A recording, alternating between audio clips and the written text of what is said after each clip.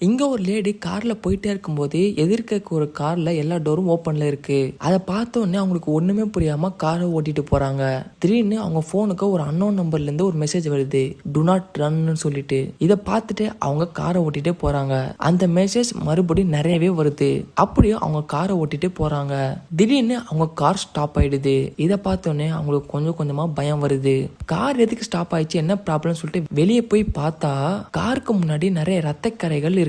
அப்படியே காருக்கு கீழே குனிஞ்சு பார்த்தா தூரத்துல ஏதோ ஒரு பொம்மை இருக்கிற மாதிரி இருக்கு. அது என்ன சொல்லிட்டு கிட்ட போய் பார்த்தா மிக்கி மாஸ் பொம்மை. அது தலையில இவங்களுக்கு மெசேஜ் வந்த மாதிரியே டு நாட் ரன்னு சொல்லிட்டு எழுதிருக்கு. இதை பார்த்தோன்னே அவங்க ரொம்ப டென்ஷன் ஆகி அந்த பொம்மையை எட்டி உதைச்சிடுறாங்க. அந்த பொம்மையை எட்டி உதைச்சிட்டு கார் கிட்ட வந்து பார்த்தா இதுக்கு முன்னாடி அவங்க பார்த்த கார் மாதிரி இந்த காரோட டோரும் எல்லாம் ஓப்பன்ல இருக்கு. என்னமோ இங்க தப்பா நடக்குதுன்னு சொல்லிட்டு எல்லா காரோட டோரையும் மூடி அவங்க காரை ஓட்டிட்டு போயிட்டே இருக்காங்க. அவங்க சீட் பின்னாடி அந்த மிக்கி பாஸ் பொம்மை உட்காந்துக்கிற மாதிரி தெரியுது. உடனே அவங்க திரும்பி பார்க்குறாங்க, அந்த பொம்மையே இல்லை. இந்த மாதிரி நடந்துகிட்டே இருக்கிறனால அவங்க ரொம்ப ஸ்ட்ரெஸ் ஆகுறாங்க.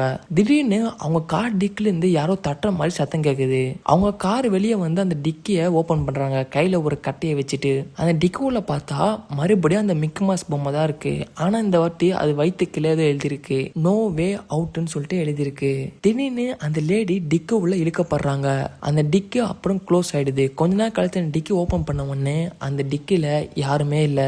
கொஞ்ச நேரம் கழிச்சு வேற ஒருத்தன் அதே வழியா கார் ஓட்டிட்டே வரான். இந்த காரோட டோர் எல்லாம் ஓப்பன்ல இருக்கிறதையும் பாக்குறான். இதுக்கப்புறம் என்ன நடக்கும்னு சொல்லிட்டு உங்களுக்கே தெரியும்.